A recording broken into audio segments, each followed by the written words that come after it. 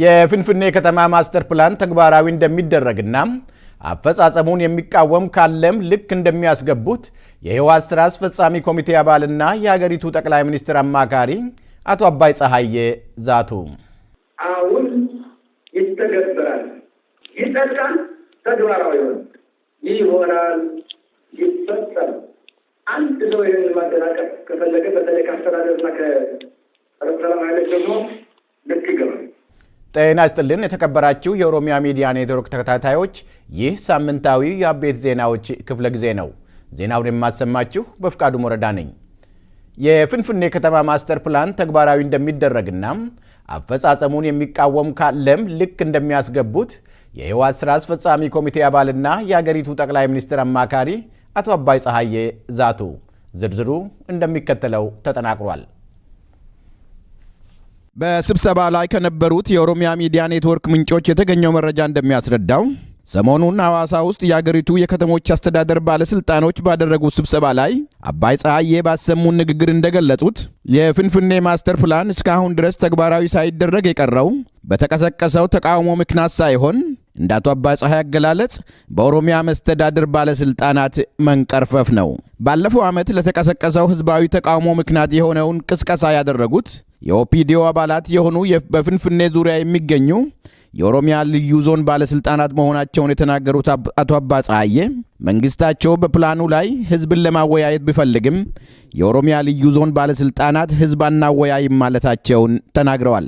ለፕላኑ ተግባራዊ አለመሆን በመጀመሪያ ደረጃ ተጠያቂዎቹ በፍንፍኔ ዙሪያ ያሉት የኦሮሚያ ከተማ አስተዳደር ኃላፊዎች ናቸው በማለትም ወንጅሏቸዋል። እዛ ሆኖ ያበጣበጠው፣ እዛ ሆኖ ያሸረው፣ ውይይቱ ወደ ህዝብ እንዳይወርድ አንቆ የያዘው፣ የዩኒቨርስቲ ተማሪዎችን የቀሰቀሰው፣ ኔትወርክ ከጠላት ጋር የፈጠረው ኦሮሚያ ልዩ ዞን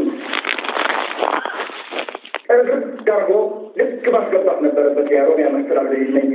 ለዚሁ ለመንግስታቸው እቅድ ተግባራዊ አለመሆንም በቁጥር አንድ ተጠያቂ የሚሆኑት የኦሮሚያ ልዩ ዞን የከተማ አስተዳደር ባለስልጣናት ሲሆኑ በሁለተኛ ደረጃ እንደ አቶ አባይ አገላለጽ የዞን ባለስልጣናቱ ልክ ላለማስገባት ሲንቀረፈፍ የነበረው የኦሮሚያ ክልላዊ መንግስት መስተዳድር ነው።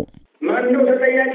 ቁጥር አንድ የኦሮሚያ ልዩ ዞን አስተዳዳሪዎች፣ በተለይ የከተማ አስተዳዳሪዎች አንዳንድ፣ ከዛም እነዚህን ልክ ሳያስገባ ሲንቀራፈፍ የነበረው የክልል መስተዳድር። ከዛው የሚጠየቅ አንድ የለም። አዲስ አበባ ላይ ጠየቅ፣ ተዳል መንግስት አይጠየቅ። ሁለቱ ናቸው አባት። አቶ አባይ በዚሁ ንግግራቸው የተጀመረው የፍንፍኔ ማስተር ፕላን ተግባራዊነት ጉዳይ በተማሪዎች ግርግር ወይም በዞን ምክር ቤት ሹማምንት ተቃውሞ የሚቀር ሳይሆን በቅርቡ ተግባራዊ ወደ መሆን እንደሚሸጋገርም ገልጸዋል።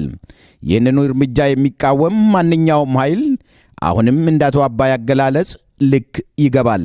አሁን ይተገበራል፣ ህዝቡ ተወያይቶበታል፣ ይጸድቃል፣ ተግባራዊ ይሆናል፣ ይፈጸም። አንድ ሰው ይህን ማደናቀፍ ከፈለገ በተለይ ከአስተዳደርና ከሰላም ኃይሎች ደግሞ ልክ ይገባል።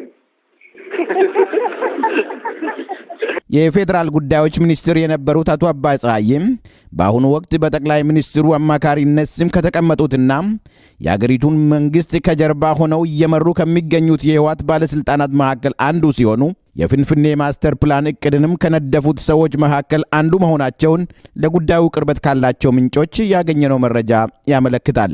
ከፍንፍኔ ማስተር ፕላን ጋር በተያያዘ በመላ ኦሮሚያ ተቀስቅሶ በነበረው ተቃውሞ የኢትዮጵያ መንግስት ጦር ከ70 በላይ ተማሪዎችንና ሌሎች የኦሮሞ ተወላጆችን መግደሉ፣ በሺዎች የሚቆጠሩትም እስካሁን ድረስ በእስር ላይ እንደሚገኙ የሚታወቅ ነው።